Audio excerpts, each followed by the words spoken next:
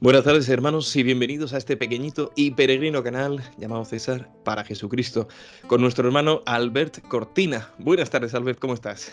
¿Qué tal, César? Buenas tardes. ¿Estás bien? Estoy bien, gracias a Dios. Acabamos de grabar el programa que vimos ayer sobre el transhumanismo, en ese programa introductorio que quería ser como una panorámica general. Y hoy martes pues vamos a ir profundizando, hoy y mañana y pasado y el viernes, en una serie de temas concretos. Hoy nos toca hablar del transhumanismo con respecto al ser humano en sí. Vamos a hablar de la naturaleza humana, vamos a hablar de qué es el hombre, qué no es el hombre. Y vamos a hablar de cómo el transhumanismo pretende hacer del hombre una especie de homo deus, ¿no? Olvidándose de que el verdadero homo deus es Jesucristo, Jesús de Nazaret. Cuando decía Poncio Pilato aquello de ecce homo, he aquí al hombre, ¿no? Pues bien podría haber dicho también ecce homo deus, ¿no? He aquí al hombre Dios, ¿no? Como diría María Valtorta, ¿no? En el poema suyo de El hombre Dios, el evangelio como me ha sido revelado, maravillosa revelación, por cierto. Bueno, pues vamos a ir desgranando en este programa. Ayer ya presentamos a Albert, ¿no? Decíamos que es un abogado, que es urbanista y que desde el año 2013, en una conferencia en la que asistió, se sintió interpelado por todo esto del transhumanismo, que por aquel entonces parecía algo fuera del ámbito académico, perteneciente únicamente a la ciencia ficción, ¿no? De la narrativa audiovisual o literaria, pero él se dio cuenta de que estaba ante una problemática, ¿no? Ante una propuesta que verdaderamente iba a afectar a corto o medio plazo en la vida del hombre y de la sociedad, porque traía consigo toda una noción del hombre profundamente falaz, ¿no? Y en este programa pues, vamos a tratar de explicar por qué esto es así, ¿no?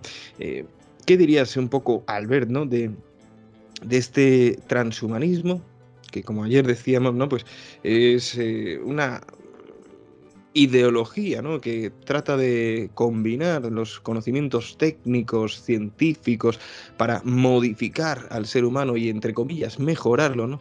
Otorgándole toda una suerte de capacidades que por naturaleza no tiene, para así alcanzar una especie de ilimitación que luego en realidad le limitaría muchísimo en el qué, en el bien, ¿no? En la vida de gracia. Y y claro, para entrar, ¿no? en este tema, habría que decir, bueno, qué fundamentos tiene el transhumanismo como ideología desde la perspectiva biológica médica, ¿no? Para poder ser aplicada, para poder ser desarrollada, ¿no? Y por supuesto, junto con esas posibilidades que tiene, qué efectos adversos también puede tener para la vida del hombre, ¿no? A todos los niveles, Albert, ¿no? Es decir, hasta qué punto verdaderamente esto es ciencia o pseudociencia, ¿no? Esto es episteme o esto es doxa, ¿no? ¿Hasta qué punto esto es una verdadera cosmovisión, y una verdadera antropología o es una verdadera falacia teorética, ¿no? Fruto de la soberbia del hombre, ¿no? Que se quiere recrear a sí mismo y que desconfía de aquel que le ha creado, ¿no? Entonces, bueno, ¿qué diría, no? Desde el apartado biológico médico, ¿no?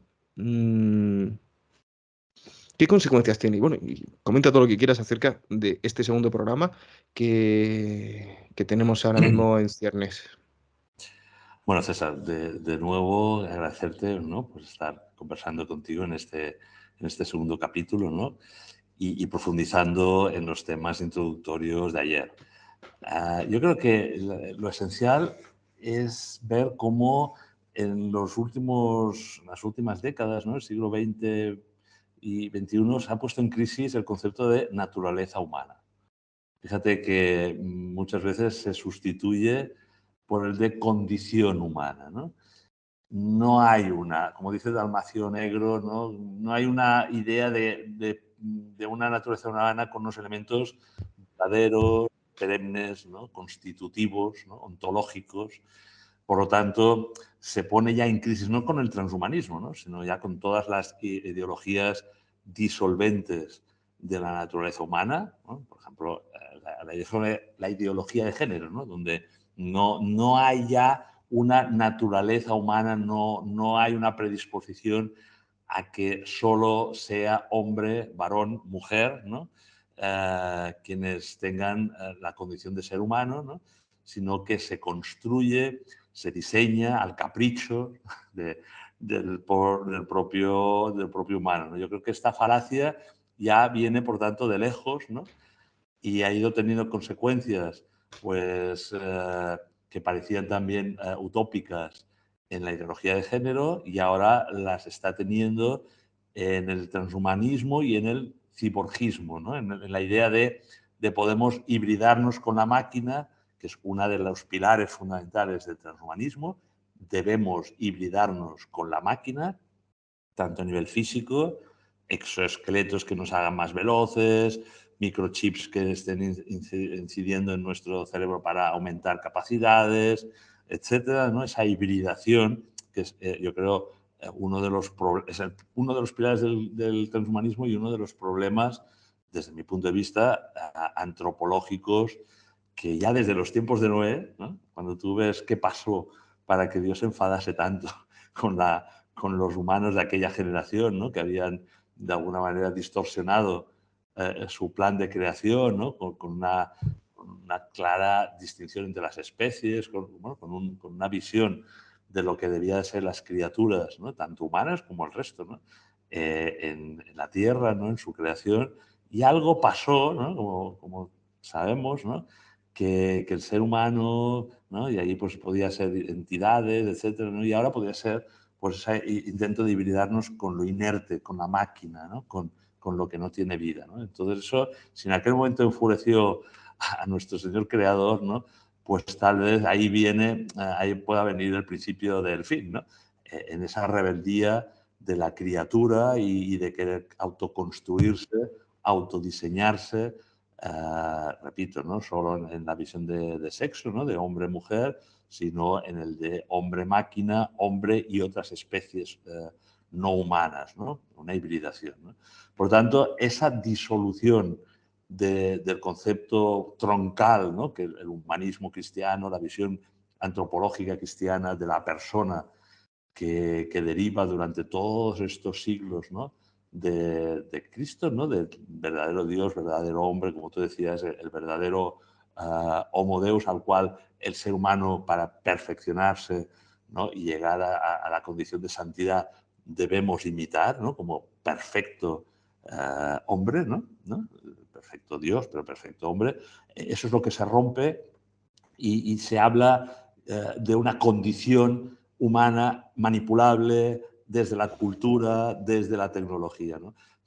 Repito, si tuviese que sintetizar el gran cambio de mentalidad que se produce con esas ideologías disolventes, una de ellas, el transhumanismo, es que no hay para ellos naturaleza humana perenne, no hay elementos constitutivos. Todo puede construirse culturalmente, tecnológicamente, etc., ¿no? Y ese es un gran error, ¿no? Ujú. Sí, nos estás hablando, antes de entrar en ese tema médico, ¿no? Que dibujaba, de la propia naturaleza humana, ¿no? Que como bien sabemos es creatural, a imagen y semejanza de Dios, porque tiene libre albedrío y raciocinio, ¿no? Y también en sí, como principio constitutivo, una dimensión inmaterial, espiritual, que llamamos espíritu, ¿no?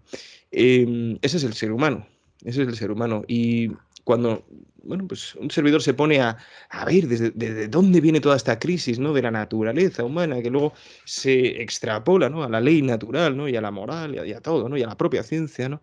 Pues me estaba acordando de Descartes, Albert, porque Aristóteles en su día, ¿no? Pues definió la palabra verdad de un modo perfecto, de un modo maravilloso, ¿no? Estoy seguro que iluminado por el Creador, ¿no? Porque ya San Ireneo de León afirmaba que todos los hombres tienen dentro de sí, por ser hechura de las manos de Dios, los llamados consilia bona, los consejos buenos, ¿no? De Dios, que le inclinan a la verdad, que le inclinan a la belleza, que le inclinan al bien, a la justicia, a la virtud y al deseo de infinitud, ¿no? Y de perfección y santidad y de alegría, ¿no? Entonces, Aristóteles definía la palabra verdad de un modo perfecto, hasta el punto que Santo Tomás de Aquino lo asumió completamente y luego lo desarrolló también, ¿no? Distinguiendo la verdad ontológica, la lógica, la predicamental, que no vamos a entrar ahí porque no es el tema, pero fijaos qué maravilla de definición de la palabra verdad. Él decía que la verdad es la adecuación entre el entendimiento y la realidad, ¿no? Cuando hay un ente cognoscente y un ente cognoscible y se encuentran, entonces brota la verdad, que es un ente conocido, ¿no? Bien, pues, ¿qué hizo Descartes, Albert? En ese momento, ¿no? De ese renacimiento, ¿no? Que ya empezó a ser, pues, cuna, ¿no? Nacido del nominalismo, ¿no? De finales de la Edad Media, ¿no? Cuando empezó a disociarse fe y razón, lamentablemente, pese a que estaba alguien como Santo Tomás de Aquino, ¿no? Pues ¿qué hizo Descartes? ¿Cómo definió la palabra verdad? Pues de un modo absolutamente terrorífico, ¿no? Y terrible, cuyas consecuencias las estamos pagando 500 años después, ¿no? Me dijo un profesor una vez que la idea de un filósofo repercute en la sociedad 200 años después, ¿no? Pues efectivamente, así pasó. Cuando Descartes profesó su nueva definición de verdad, ¿no?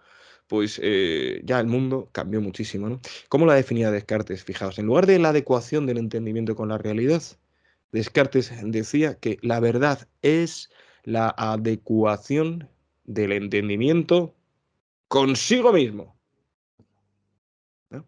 Que esa era, por cierto, la definición de verdad predicamental, de Santo Tomás de Aquino. Es decir, la verdad pronunciada, claro, no se puede pronunciar la verdad si el entendimiento no se entiende a sí mismo, claro. Pero es que antes de la verdad predicamental está la verdad lógica, que es esta que define Aristóteles, y antes está la verdad ontológica, que es la que reside en la realidad, ¿no? En la entidad de la realidad, como, como creación, ¿no? Es decir, un árbol dentro de sí, en sí mismo, tiene la verdad que corresponde a ese árbol, ¿no? Hasta que llega el hombre que la conoce, ¿no? Pero ya es conocida por el creador, ¿no? En el creador, en la mente del creador, todas las verdades ontológicas son en acto verdades lógicas, ya están adecuadas a su entendimiento, ¿no? Y por supuesto están predicadas, ¿no? Porque el entendimiento del creador siempre se adecua a sí mismo para poderlo hablar, ¿no? Y por eso siempre que habla Dios, habla verdad. ¿M? La verdad que reside en la realidad, que ha sido entendida por él en la eternidad, en su eterno presente, y que ha sido pronunciada por él, ¿no? Pero, ¿qué pasa? ¿Cuál es la crisis de esto? Es una crisis científica tremenda, ¿no? Científica de la razón, porque si la verdad únicamente es la adecuación del entendimiento consigo mismo, entonces es el hombre el que, escindiéndose de la realidad, ¿no? Pues puede definir cualquier verdad, ¿no? Y si el hombre se siente mujer, pues es mujer. Y si el hombre se siente perro, pues es perro. Y si el hombre se siente árbol, pues es árbol. Si se entiende, árbol es árbol, ¿no? Y si el hombre entiende que esto es bien, aunque sea mal, pues es bien, ¿no? Y si el hombre entiende... Y así podemos seguir y seguir y seguir y seguir. En el fondo, pues es todo fruto de la soberbia, ¿no? Y del desconocimiento de sí mismo, ¿no? Decía las escuelas griegas filosóficas, ¿no? Que son maravillosas. Sabemos que la civilización occidental se fundamenta en la filosofía griega, que es el descubrimiento del logos, de la razón, de la ciencia, y en el derecho romano y en la fe católica, ¿no? Bueno, pues si nos escindimos de esta realidad, ¿no? Pues el hombre se autodestruye. Y es lo que está haciendo, ¿no? O sea, este transhumanismo está destruyéndose a sí mismo, ¿no? El hombre. Y bueno, decíamos en el programa ayer, ¿no? Que el mejor transhumano es el santo. Ese es el humano que se ha convertido, ¿no? Que se ha transformado en el Está superhombre, transfigurado, ¿no? fíjate Se tú ha que es una transfigurado, claro. especie de Exacto, transfiguración gracias exacto, a la santidad, ¿no? exacto. No Pues gracias a este las transhumanismo, ontologías. sí, sí, exacto. Pues este transhumanismo destruye la noción verdadera de naturaleza humana para construir una naturaleza falsa. ¿M? Y así pues proponerá al hombre un camino, un modo de vida que es contrario a lo que realmente aspira su corazón, que es amar y ser amado, ¿no? Bueno, pues como te preguntaba, ¿no? Es decir, ¿hasta qué punto, ¿no? Desde la biología, desde la medicina, ah, se puede sostener que vaya a existir un transhumanismo de facto, ¿no? Y qué posibles efectos adversos puede tener para la salud, ¿no? O sea, me meten un chip en el cerebro para aumentar mi CI y, bueno, pero eso a lo mejor no me causa demencia a largo plazo, no me puede dar un cortocircuito. Es decir, ya solo desde un punto de vista médico, ya no digo filosófico, antropológico, como estamos tratando de decir, ¿no? Es decir, médicamente, Albert, ¿qué riesgos hay, ¿no? ¿Y qué posibilidades hay? Pues hay muchos, ¿no? Porque claro, a mayor potencial y a mayor poder que tiene el científico, el tecnólogo sobre estas tecnologías tan, repito, tan potentes, pues deberían estar más llamados a la prudencia, ¿no? A la virtud de la prudencia y de la humildad, ¿no? Yo creo que en el momento en que esa prudencia y esa humildad desaparecen del científico y aspira a una carrera hacia no se sabe dónde, pero que sí que a lo mejor consiga pues unos fondos económicos para no sé qué investigación o el premio Nobel de no sé qué, ¿no? Sin pensar en las consecuencias, ¿no? Que este es el gran peligro de muchos científicos, tecnólogos amparados por el transhumanismo, ¿no? No se mira las consecuencias, los peligros que tú anunciabas, ¿no? Simplemente, bueno, pues vamos más allá, vamos a realizar una experimentación que a lo mejor lleva mayores perjuicios, ¿no? Que lo que se pretende. Gracias a Dios, todavía en los comités bioéticos europeos, occidentales, ¿no? Todavía hay un pozo, digamos, de humanismo cristiano, de fundamentación de derechos humanos, ¿no? De esa primera generación de derechos humanos que todavía estaban concebidos por personajes que se autodenominaban cristianos, ¿no? Y que tenían una visión de la naturaleza humana y tal, que entroncaba al menos con la visión de persona de la antropología cristiana, ¿no? Pero el problema es que en esta nueva generación de derechos humanos, entre comillas, ¿no?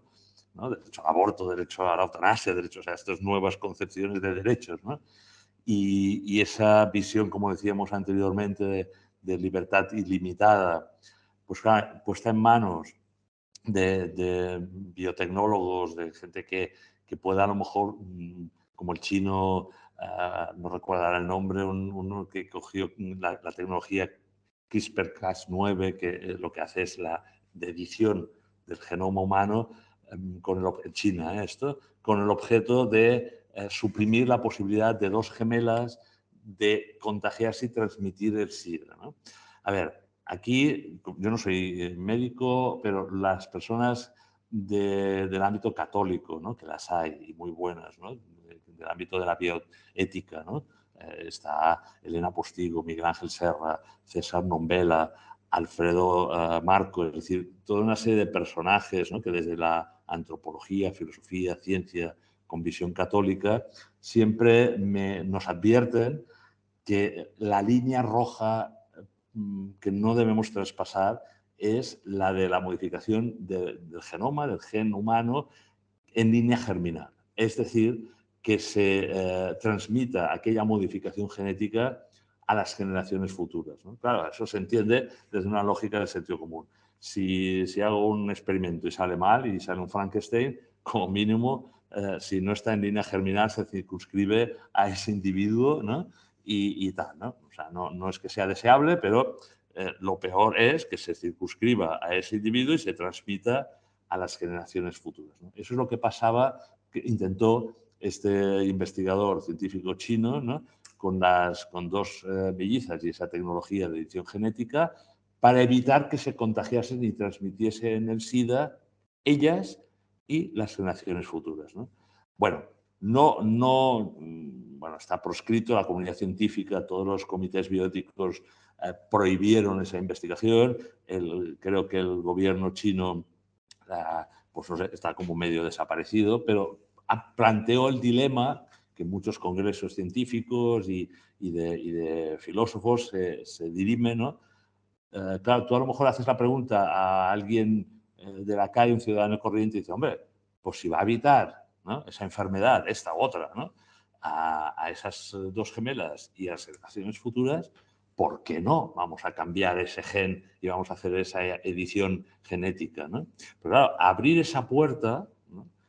Abrir esa puerta repito, con esa mentalidad eugenésica que arrastramos, ¿no?, del siglo pasado. Había médicos y científicos en los experimentos nazis en los campos de concentración.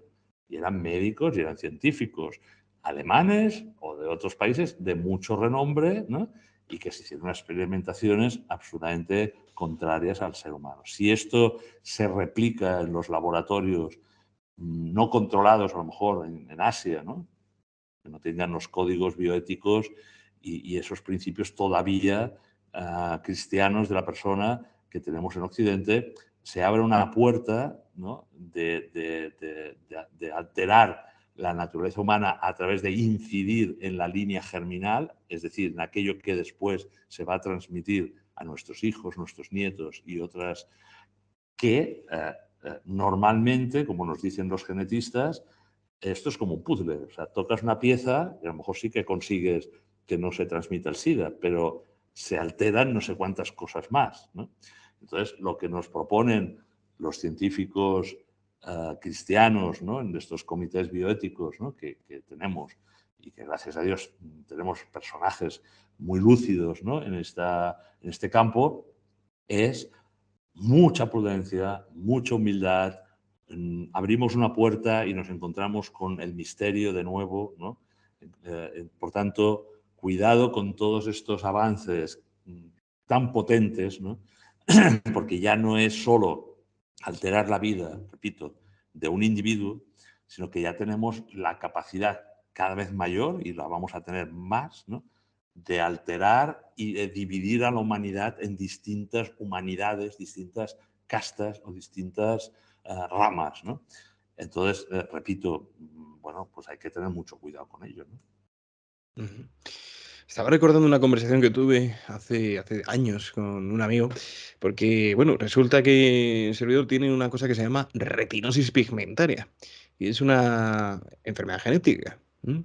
Que se transmite de modo autosómico dominante. Es decir, que el 50% de mis posibles hijos tendrían el gen de la retinosis pigmentaria, que lo que hace es que los conos y bastones del fondo del ojo no se puedan reproducir, y a medida que se va muriendo, como a todo el mundo, pues al no reproducirse, pues uno se va quedando ciego, porque tampoco, gracias a Dios, ve muy bien, pero eso existe, ¿no? Entonces un amigo que estaba estudiando medicina me dijo: hombre, César, pero no te preocupes, porque cuando vayas a tener hijos, podrás evitar que eso suceda a tus hijos. ¿Ah, sí? ¿Cómo? Pues nada, se hace un banco de embriones y se va a poder seleccionar al embrión que no tenga retinosis para que sea tu hijo, ¿no? Claro, yo me le quedé mirando y no era todavía creyente, Albert, no era todavía creyente. Pero eso es de decir de la luz natural de la razón, ¿no? Dije: hombre, pues yo eso no lo voy a hacer. Ah, no, ¿y por qué no lo vas a hacer? Pues y la respuesta fue así, tal cual. Dije: porque si mis padres lo hubieran hecho, yo no existiría. Así es, claro, sí, sí, está claro. Y entonces, claro, se quedó callado, ¿no? Se quedó Sí, sí, como diciendo. sí, sí. Claro. Entonces, claro, pues es este punto, ¿no? Es que, Estos son los dilemas morales que nos vamos a ir encontrando día a día, ¿no? Porque la ciencia va a posibilitar genéticamente, ¿no?, esas mejoras en enfermedades que tradicionalmente era imposible de limitar, pero a lo mejor la forma de hacerlo, la técnica de hacerlo, pues constituye unos dilemas éticos y morales que son inconcebibles, ¿no? Y ahí claro. vamos a estar, ahí vamos a estar. Y esos dilemas morales no se pueden resolver si el hombre renuncia a la conciencia y la noción de su propio ser, de su propio Claro, ser, cuerpo y alma, ¿no? Ha exacto. habido a lo largo de la historia muchas concepciones, ¿no?, acerca de esta realidad que constituye el ser humano, material e inmaterial simultáneamente, ¿no? Hasta el momento de la muerte, cuando se separan ambos principios, ¿no? Y a lo largo de la historia, incluso dentro de la vida de la Iglesia, se han caído muchas veces en unos dualismos, ¿no? En una especie de contraposición, ¿no?, de cuerpo y alma, como confrontación, ¿no? Y ahí tenemos tantas herejías, ¿no?, pues que incidían solo en la naturaleza humana de Jesucristo, pero no en su naturaleza divina, ¿no? El arrianismo, o viceversa, ¿no? Esas herejías que solo incidían en la naturaleza divina de Cristo, no en la humana, como si fuera una especie de apariencia, ¿no? Y eso también se ha extrapolado a la noción de la naturaleza humana, ¿no? Incluso, bueno, el gnosticismo sabemos que concebía a tres clases de seres humanos, ¿eh? los ílicos, los psíquicos y los neumáticos, los primeros que solo satisfacían sus necesidades humanas, los segundos que por lo menos usaban la razón, ¿eh? Y buscaban el bien, la virtud, la justicia, la verdad, la ciencia, etcétera. Y por último, los neumáticos, neuma, aire, que eran los espirituales, aquellos que eran los únicos capaces de ser salvados, de ser santos, de resucitar con Jesucristo, etcétera, ¿no? Bueno, esta herejía tan antigua, el gnosticismo, tiene todavía su eco hoy. De hecho, es un poco como la matriz de todas las demás herejías, ¿no? Que coloca al ser humano como distintos grados de seres humanos en función de la naturaleza y su relación que tiene con su ser cuerpo, su ser espíritu, ¿no? Creo que esto también sucede como de fondo, ¿no? Con toda esta ideología transhumanista, que lo que quiere es, primero, desproveer al ser humano de su propia autoconciencia de ser espiritual, ¿no? Como recalcarle que solamente es material, para luego proponerle una vida, ¿no? Y una alternativa vida digital, virtual, metaversica, ¿no? Que ya no es estrictamente material, pero sí que es como una especie de esbozo de su propia espiritualidad, que al final, pues claro, le va a volver loco al ser humano, le va a volver loco. Por supuesto, ello hará que no sea capaz de dirimir, de distinguir la verdadera mentira y el bien del mal, ¿no? Entonces no le va a colmar el deseo de su corazón de ser amado y de amar y de felicidad verdadera, ¿no? Le va a desconectar de Dios, ¿no?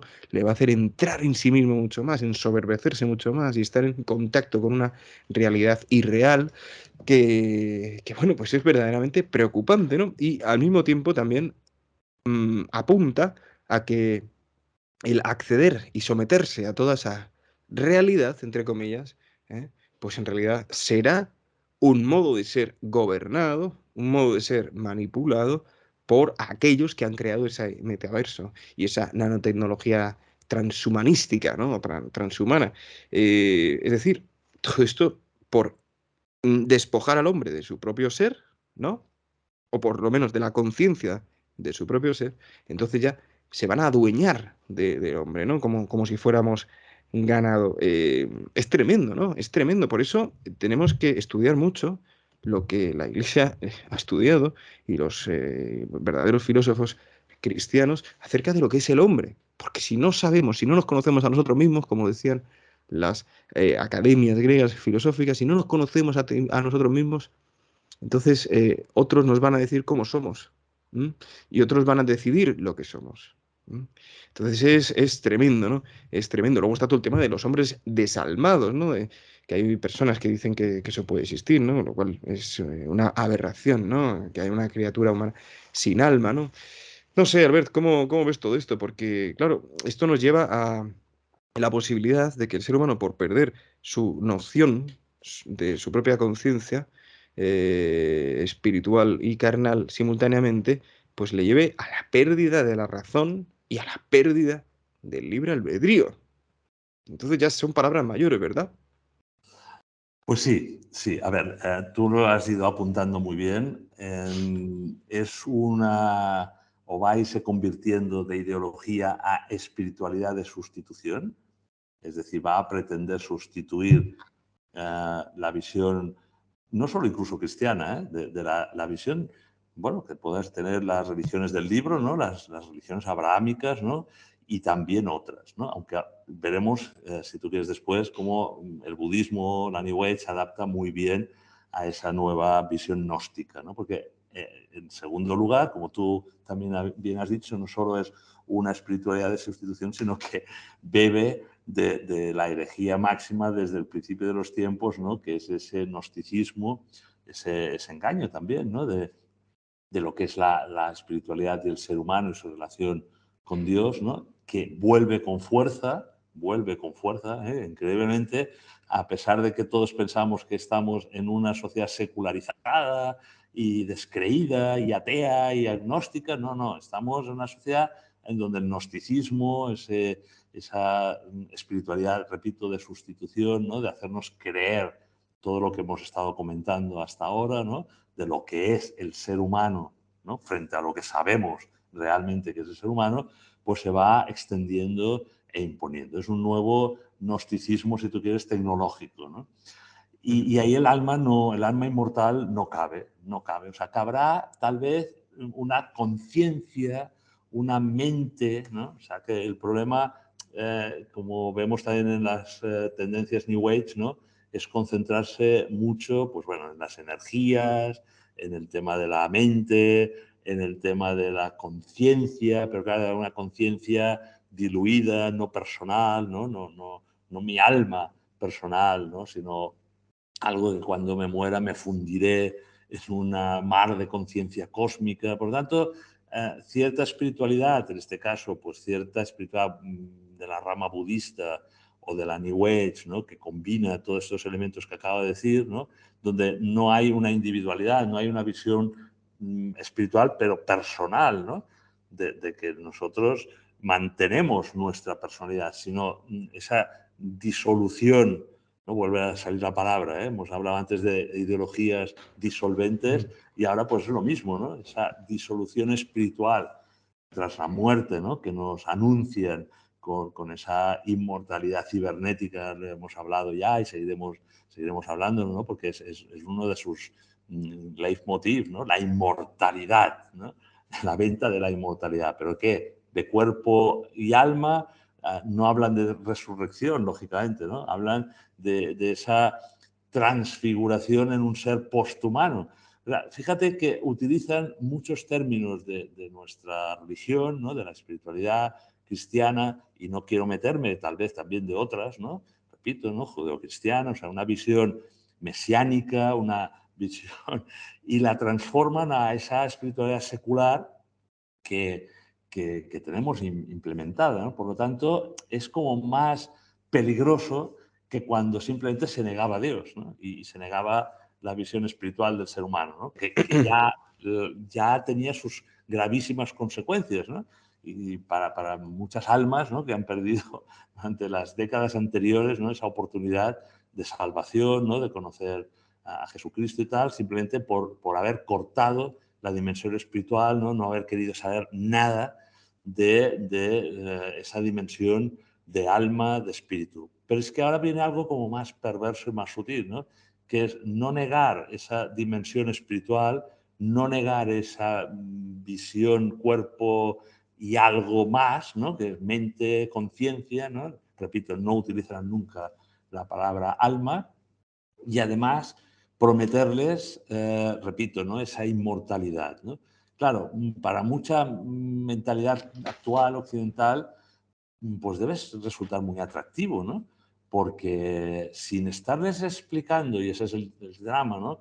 La realidad, la verdad, como tú definías, del ser humano, de lo que es la naturaleza humana, hacia lo que tiende, ¿no? Que es esa dimensión cristológica, de querernos cristificar, ¿no? Más que dotar de grandes capacidades potenciales, ¿no? De superhombre, lo que queremos es ir imitando a Jesucristo, que como tú has dicho es el verdadero Homo Deus, ¿no? Si esto está apartado y sutilmente, ¿no? Sustituimos esa visión y el prototipo, ¿no? De Homo Deus, lo fabricamos a medida también de las necesidades, porque no te creas que todo esto es tan místico. O sea, en el transhumanismo hay los prácticos, ¿no? Los que lo que quieren es vender cosas, ¿no? Y hacer negocio, y el marketing, ¿no? En Silicon Valley, ¿no? Bueno, y lo que se llama, lo que nos venden de la transformación digital, ¿no? Bueno, pues venga, vamos a hacer robots, no sé qué.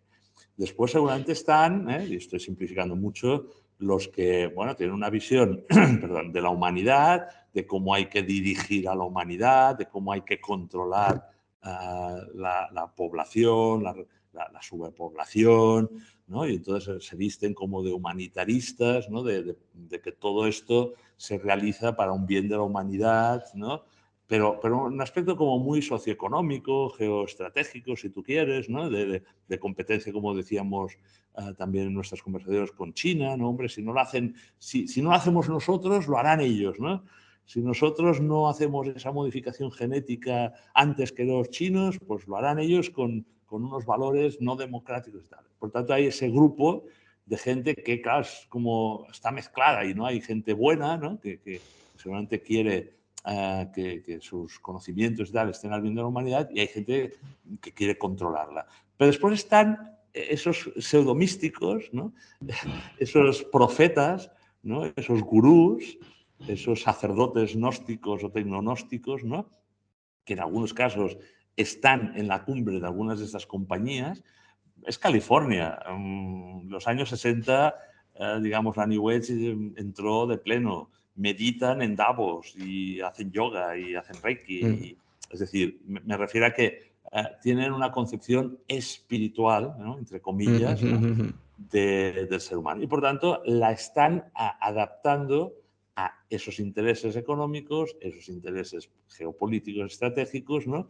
Y dándoles el barniz de lo que tú decías que el ser humano necesita y anhela, ¿no? Que es, bueno, deme una religión. No hay nada más poderoso para alguien que pretenda construir un poder global, ¿no? Político, lo trataremos en otro capítulo, ¿no?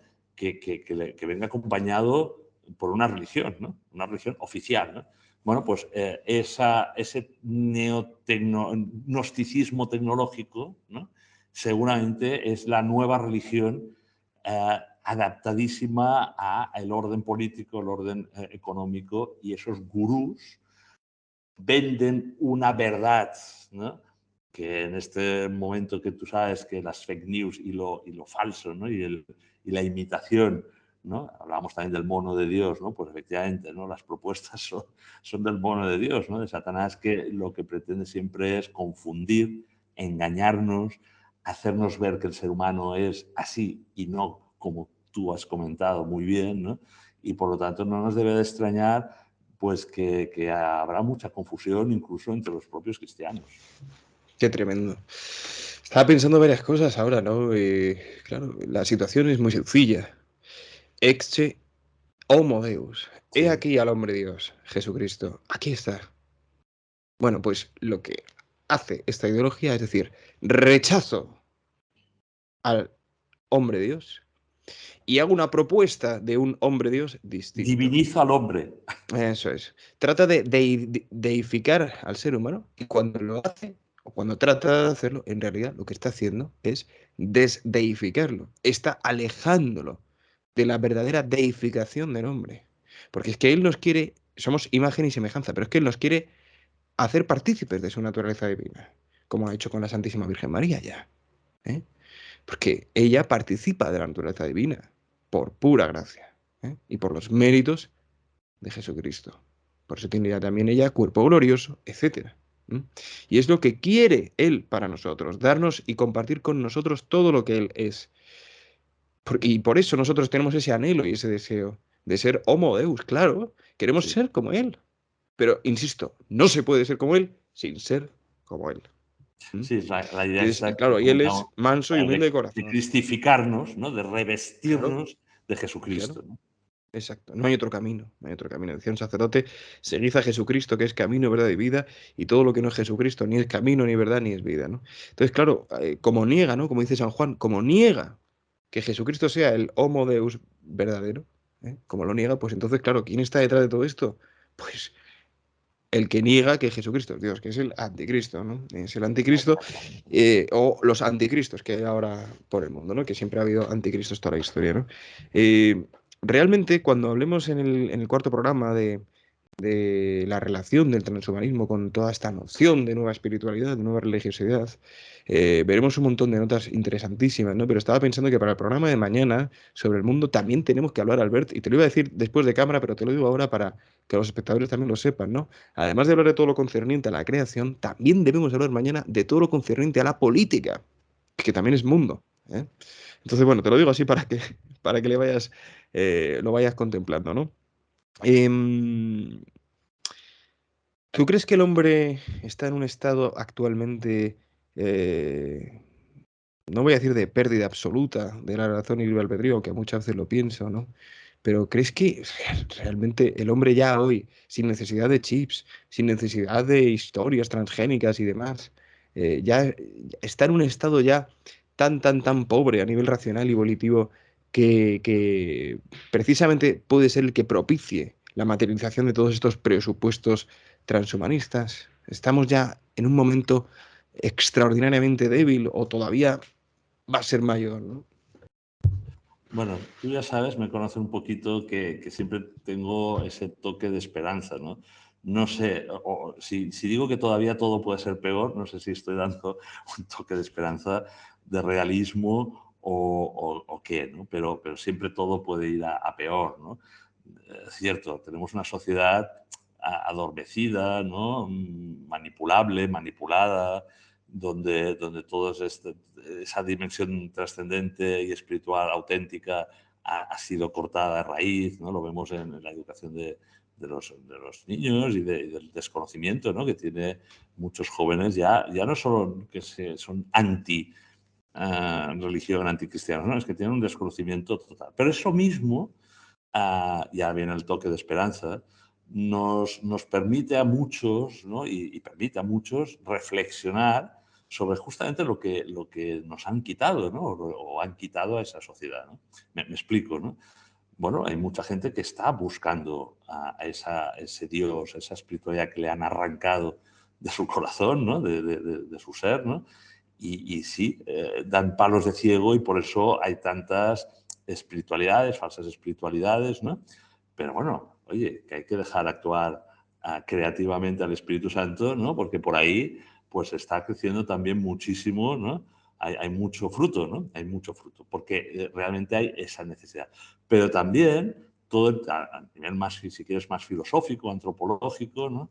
También ese desafío frente a lo que somos, ¿no? Que nos plantea el transhumanismo, ¿no? A lo que es los elementos sustanciales y perennes y singulares de la condición, de la naturaleza humana, ¿no? Del por qué rechazan tan directamente el orden natural, ¿no? La ley natural. Yo creo que eso también hace que muchos, ¿no? Casi si quieres como espíritu de contradicción o rebeldía, digan, oye, a ver, nos quieren vender esta moto, ¿no? Y si la tradición, y si los pensadores cristianos, y si la visión humanista, ¿no? Incluso, no hablo solo de fe cristiana, católica, tenía unos elementos que daban una explicación mejor y más acertada de lo que es el ser humano, de la persona. ¿no? Por lo tanto siempre en todo caos surge el orden, ¿no? Surge unos elementos de esperanza, ¿no? Que veremos, ¿no? Porque claro, no sabemos en los tiempos reales en los que podemos estar, ¿no? No lo sabemos, ¿no? O sea, podemos intuir, podemos decir, ¿no? Pero yo creo que también tú has citado varios anticristos en la historia, varias situaciones que podrían parecer ya como el caos definitivo, ¿no? de la humanidad y la propia extinción, ¿no? del ser humano y, bueno, no, porque no estaba todavía en los tiempos y en los planes de Dios nuestro Señor, ¿no? que es el Señor de la historia, pues realmente pues, se ha dado la vuelta a la situación y ha habido como un renacimiento, una cierta efusión de ese Espíritu Santo y ha producido frutos interesantes. Yo no lo sé, lógicamente no soy profeta, no somos profetas y si vemos una situación que no nos gusta, vemos que es, como he dicho antes, la sociedad, los valores actuales, la mentalidad moderna, posmoderna, hipermoderna, ¿no? que le dicen algunos, es absolutamente propicia a todo lo que estamos comentando, ¿no? a que nos traguemos o que muchos se traguen, ¿no? Estas falacias, estas pseudoespiritualidades, esas visiones falsas, ¿no? que llevan a un callejón sin salida. ¿no? Lo vemos así, es cierto, o sea, como he dicho antes, el sustrato, el humus cultural, político, etcétera, religioso incluso, ¿no? Es el propicio para que todas estas falacias vayan calando, vayan creciendo en nuestra sociedad como cizaña, pero quiero pensar que también hay mucho trigo, como ya dije en el primer capítulo, que como contraposición a esa visión del ser humano, muchos, y a mí me ha pasado, ¿no? y eso lo hablo porque es mi experiencia personal, ¿no? Cuando me topé, como dijimos, con esta ideología que para mí me resultó chocante, bueno, pues me volví a hacer las preguntas de siempre, ¿no? Bueno, pues entonces, ¿qué es el ser humano? Y de qué estamos constituidos y la naturaleza. O sea, todo lo que estamos hablando en estas conversaciones, lo que vamos a seguir conversando en los próximos capítulos, pues yo espero que mucha gente despierte, ¿no? Un poco lo del libro Despertad viene por ahí, ¿no? Despertemos a decir, bueno, pero si nos están vendiendo un engaño, ¿no? Y ahí está el toque de esperanza, César, que si Dios lo quiere, pues mucha gente pues dé la batalla frente a esa antropología que viene pues del maligno, ¿no? Y si todavía no son los tiempos ya de venir todavía algo peor, ¿no? ¿Vale? Pues ya lo veremos, ¿no? O lo verán las generaciones futuras, ¿no? De momento nuestra responsabilidad está en el día a día actual, ¿no? Ahí estamos, nos ha puesto Dios en este momento de la historia, como dijo Benedicto XVI, para que sigamos pronunciando el nombre de Jesús y hagamos lo que tú has hecho, ¿no? Sigamos diciendo que es el verdadero Homo Deus, Rey de la historia y del universo, ¿no? Para dar razón de nuestra fe, que decía Para también, dar ¿no? razón de nuestra Ah, fe. mira, mira, ante esta propuesta, oye, me parece muy interesante esto que... Pero oye, fíjate esta otra, ¿no? Fíjate esta otra propuesta, habiendo entendido la tuya, yo creo Sí, que debemos todos hacer un esfuerzo por escuchar a todos estos transhumanistas, por sí. entenderles y por hacerles descubrir que en realidad aquello a lo que aspiran, pues es lo mismo a lo que han aspirado todos los hombres de la historia, ¿no? Como decía San Agustín, te buscaba fuera, pero estabas dentro de mí. Te buscaban las máquinas, pero es que estabas dentro de mí. Sí, Es sí. que no necesito ninguna otra cosa que ahondar en mí mismo, ¿no? Estando de rodillas, que es lo que más ayuda en esta vida, arrodillarse ante Dios. Pues hermano, tenemos así dos temas breves para terminar este segundo capítulo. El primero de ellos sería hasta qué punto existe la posibilidad de que todas estas incursiones biotecnológico-genéticas que se pretenden implantar en el individuo y las sociedades puedan albergar dentro de sí pues, algún tipo de maleficio, algún tipo de vejación o incluso puedan propiciar que las personas sean incluso poseídas, ¿no? Porque ya sabemos que Monseñor Snyder, que bueno, pues me encantaría que hiciera algunas cosas, que dijera algunas cosas que no dice, pero hay muchas cosas que dice que este tema, ¿no? Pues era una especie de marca de muerte, ¿no? Porque habían sido usados para su desarrollo fetos, cuyas células se les sacaban vivos, ¿no? A los fetos, ¿no? Entonces ya el ponerse esto, pues era una marca de muerte, ¿no? Y es posible, ¿no? Que esas células pues hayan sido incluso afectadas pues, por algún tipo de maleficio y demás, ¿no? Hasta qué punto el aceptar, ¿no? Esto que ya no retrotrae, sino que nos lanza al quinto programa, ¿no? Sobre la marca, pero no sé si quieres decir algo al respecto, ¿no? Sí, a ver, como he dicho, en los experimentos que se produjeron nazis, ¿no? En el siglo XX, pues efectivamente había científicos y médicos, ¿no? que hacían verdaderas atrocidades, ¿no?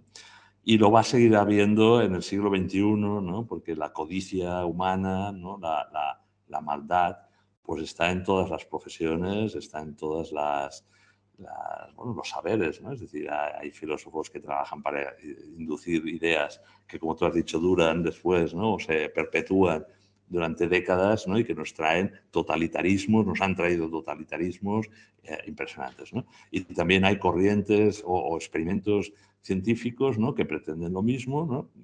Bueno, sabemos que la visión de aborto, eutanasia, asumida también por el colectivo científico, pues bueno, va por ahí, ¿no? ¿Cómo puede ser, no? Si sois, habéis jurado o sea, tenéis la misión de dar vida y no dar muerte, ¿no? Por lo tanto, en lo que puedan ser productos de la industria farmacéutica, etcétera, ¿no? Que se estén produciendo por ahí, ¿no? Pues seguramente puede haber cosas muy buenas, ¿no? Y salva a la humanidad pues, de la malaria, de no sé qué, ¿no? Y puede haber experimentos que incluso siguen algún tipo de ritual, como tú estás intentando introducir, ¿no? Porque quieran contaminar, si tú quieres, de alguna manera ya más directamente lo que es la propia naturaleza humana. No lo descarto. Cuando se produjo el debate sobre si era lícito, ético, ¿no? Pues yo estuve conversando con bastantes médicos del ámbito católico, ¿no?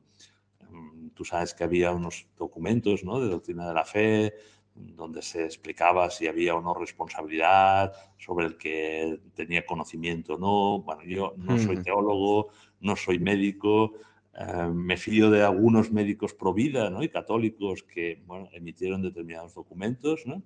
Y otros, pues que algunos otros amigos míos que creo que recuerda que te lo comenté en Barcelona, digo, bueno, tengo un amigo mexicano que sabe mucho de lo que había en los rituales en su momento aztecas y ¿no? de matanza de niños inocentes, ¿no?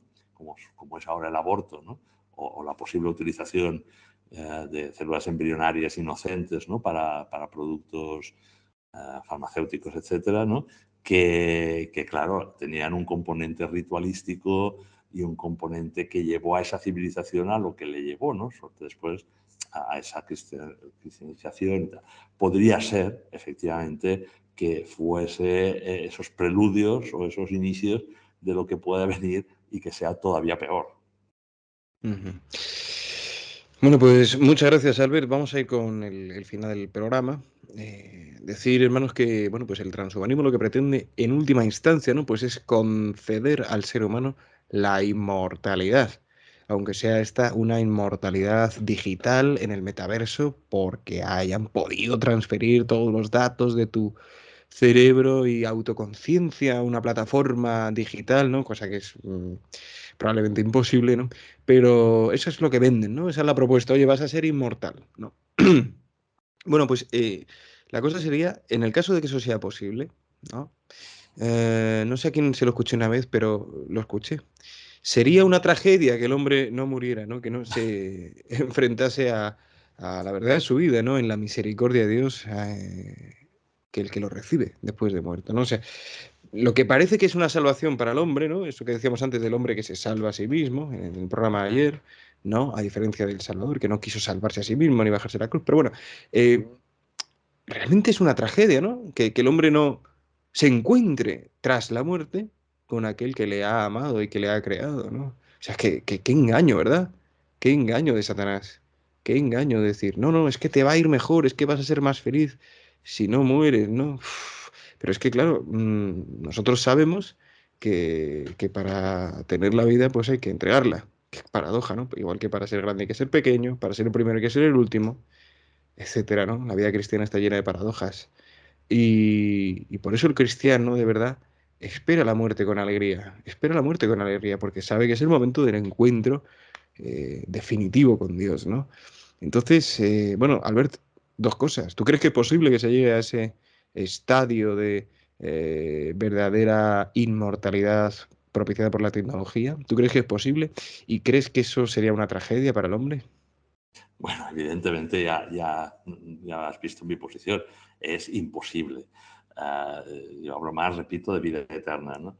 Y dos, ese tipo de inmortalidad cibernética posiblemente sería una tragedia. Hay una película no muy buena, que creo que se llama El Proyecto Lázaro, sí, donde habla de esto, ¿no? O sea, una posible resurrección de un cuerpo, ¿no? A través de la tecnología, un cuerpo criopreservado, ¿no? Que hay clínicas, ya eso no es ciencia, no es ciencia ficción. Sí, Hay sí. clínicas que intentan preservar, criopreservar el cerebro, no todo el cuerpo, porque repito, les importa un pimiento el cuerpo biológico, sino transmigrar lo que de verdad el transhumanismo considera el tesoro, ¿no? Nosotros consideramos el tesoro, ¿no? De nuestro cuerpo, pues el corazón, el alma, ¿no? Esa visión, y ellos la mente, lo que llaman conciencia, aunque no es lo que nosotros llamamos conciencia. Por tanto, es una falacia y por tanto es una tragedia, ¿no?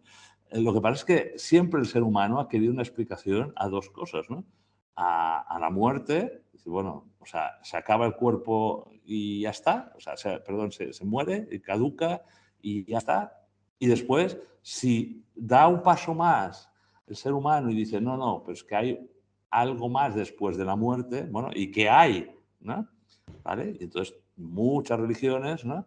Pues dan unas explicaciones distintas, ¿no? Los que creen en la reencarnación, por ejemplo, no es la misma visión que en el cristianismo, ¿no? Que tenemos clarísimo una resurrección y un cuerpo glorioso y un alma inmortal. Pero incluso entre los que más o menos podemos pensar desde este punto de vista religioso, la idea de no perder nuestra personalidad, nuestra persona en el más allá, digamos, en la vida eterna, también es un tema interesante, ¿no? Porque lo que nos está ofreciendo el transhumanismo y, por tanto, igual que el budismo, es que te fundes, tu personalidad dejas de ser César, ¿no?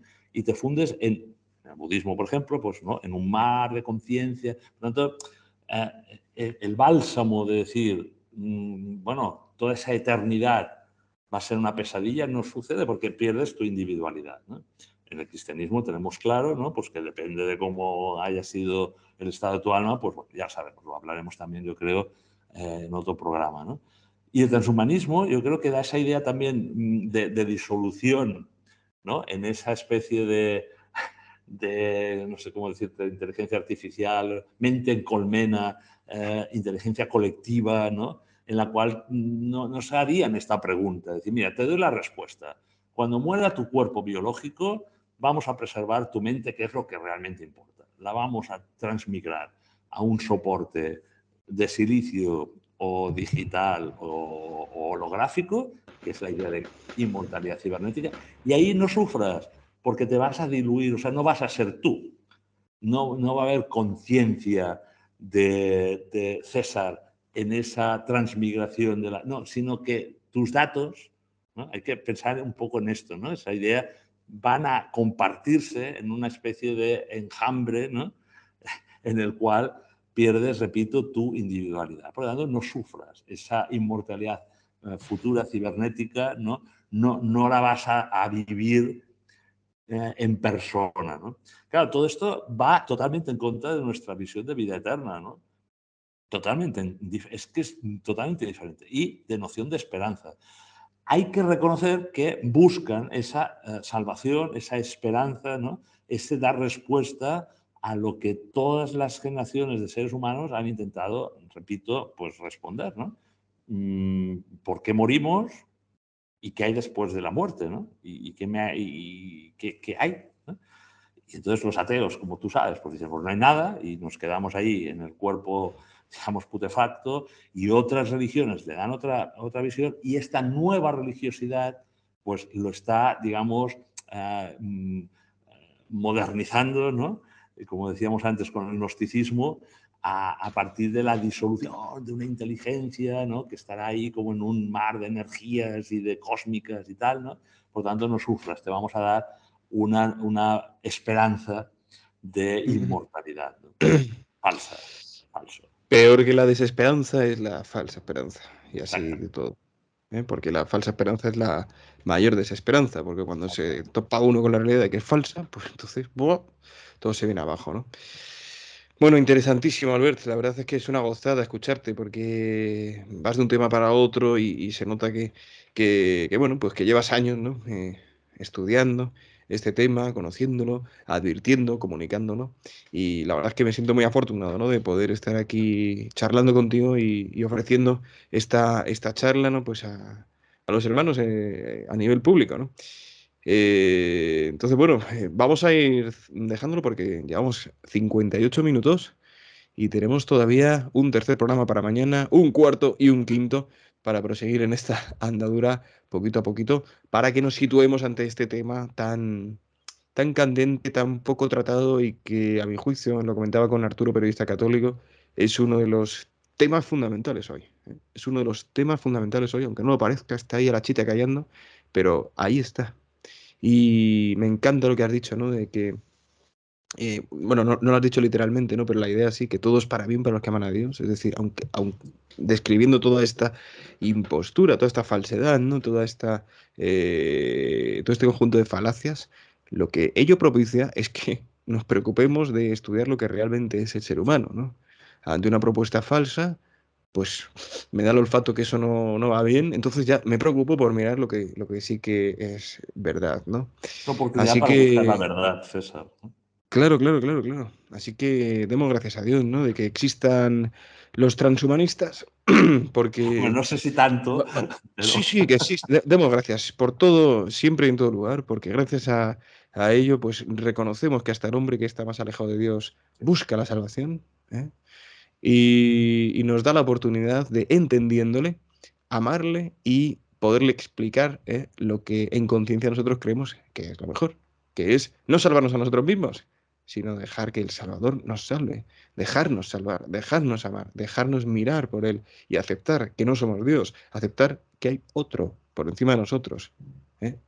Pero es mucho más amoroso de lo que podemos imaginar, mucho más bueno de lo que podemos imaginar. No hay que tenerle miedo, ¿no? Hay que tenerle miedo a una máquina, ¿eh? A una máquina que está desalmada y que no te va a salvar de nada. ¿Eh? Al contrario, te va a dificultar esa salvación porque te va a proponer una falsa esperanza. Y lo decían los medievales muy sabiamente, ¿no? Corruptio optimi pessima, ¿no? La corrupción de lo mejor es lo peor. ¿Eh? Y claro, pues sí, ellos son especialistas en hacerlo, ¿no? En robarnos términos, robarnos ahí el título de la película, ¿no? Proyecto Lázaro, venga, vamos a robar la historia de Lázaro, vamos a desmitificarla, vamos a cientificarla, vamos a robarles la palabra mente, vamos a robarles la palabra conocimiento, ¿no? Que el gnosticismo junto con esa triple noción del ser humano a modo de castas, ¿no? Pues también tiene dentro de sí la noción de que es el conocimiento lo que salva, ¿no? Y eso es lo que pretenden, ¿no? Con esa mente colmena, con esa inteligencia, superinteligencia global, ¿no? Pues a rezar por todos ellos, a rezar por todos los hombres y bueno, pues si Dios quiere, mañana continuaremos con estos capítulos, con esta serie de transhumanismo. Últimas palabras, Albert. Pues simplemente agradecerte de nuevo, ¿no? Poder continuar hablando de estos temas interesantes y compartirlos con tus espectadores, personas que te siguen y que yo creo que están despiertas y que van a tomar buena nota de esto que, como tú has comentado, está así como solapado y poco conocido, pero que es fundamental conocerlo bien bueno, para evangelizar en esta globalización que se nos viene encima, ¿no? Para que cuando nos vea lo reconozcamos. Bueno, cuando nos venga lo reconozcamos, ¿no? Sí.